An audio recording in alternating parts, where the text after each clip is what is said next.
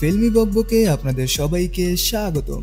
বকবক লিস্টে আজকে আমরা দিচ্ছি এমন একটা মুভি রিভিউ যার ডে বাই ডে ক্রেজ যেমন বাড়ছে, ঠিক তেমনি মুভিটি জানান দিচ্ছে যে ফ্যামিলি অডিয়েন্স কতটা গুরুত্বপূর্ণ। আগেই বলে রাখি, এটা একটা no spoiler movie review, so বিনা দ্বিধায় ভিডিওটি দেখতে পারেন সম্পূর্ণ। বলছিলাম উৎসব মুভিটির কথা। গল্পের ভিন্নতা এবং ফ্যামিলি অডিয়েন্সের গুরুত্ব যে কতটা তা এই ফিল্মটি প্রুভ করতে সক্ষম। তাছাড়া ডে বাই ডে এর আয় বাড়া বুঝিয়ে দেয় একটা মুভির গল্প এবং বেস্ট মেকিংই পারে মুভিকে অন্য মুভির থেকে আলাদা করতে।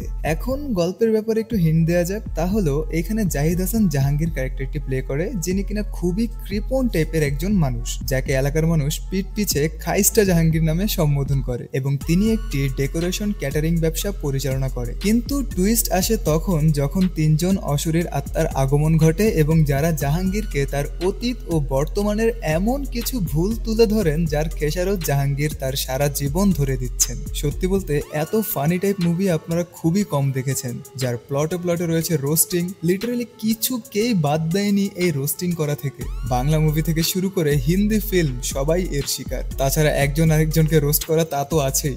এতটুকু বলতে পারি যে ফ্যামিলি নিয়ে দেখার জন্য পারফেক্ট একটা মুভি এই উৎসব। এখন অ্যাক্টর পারফরমেন্সের কথা যদি বলি, তবে এই গুণী অভিনেতাদের ব্যাপারে কি আর বলবো, প্রত্যেকেই নিজের বেস্টটাই দিয়েছেন সম্পূর্ণ মুভি জুড়ে। আর এক্সট্রা করে জাহিদ হাসানের কথা না বললেই নয়, সম্পূর্ণ মুভি জুড়ে তিনি ছিলেন extra ordinary, mind blowing and fantastic. এবং এইখানে যে ভিনটেজ লাভ স্টোরিটা দেখানো হয়েছে, সত্যি বলতে এই ক্যারেক্টার সম্পূর্ণ মুভিটাকে সামনে এগিয়ে নিয়ে গিয়েছে। কেননা যদি এইখানে কোনো ধরনের গড়বড় হতো, সত্যি পুরো মুভিটা একদম পড়ে যেত। তাই বলা যায় হোপফুলি বেস্ট অভিনয় করেছে সৌম্যজ্যোতি এবং সাদিয়া আয়মান। এক কথায় পারফেক্ট অ্যাক্টিং যাকে বলে, তারা তা করে দেখিয়েছে এই মুভি জুড়ে। আর বরাবরের মতোই তানিম নূরের কন্টেন্টে পুরনো ব্যান্ড গানের রি-ইউজ দেখতে পাওয়া যায়। এই স্টাইলটা কিন্তু আমার বেশ পছন্দের। তানিম নূর তার এই সিনেমার মাধ্যমে বহু দর্শক হয়তো লেভেল 5 ব্যান্ডের তুমি গানটির সাথে নতুন করে পরিচিত হলো আবার। তাছাড়া আর্টসেলের তুমুল জনপ্রিয় গান ধূসর সময়কেও নতুন করে দেখতে পেল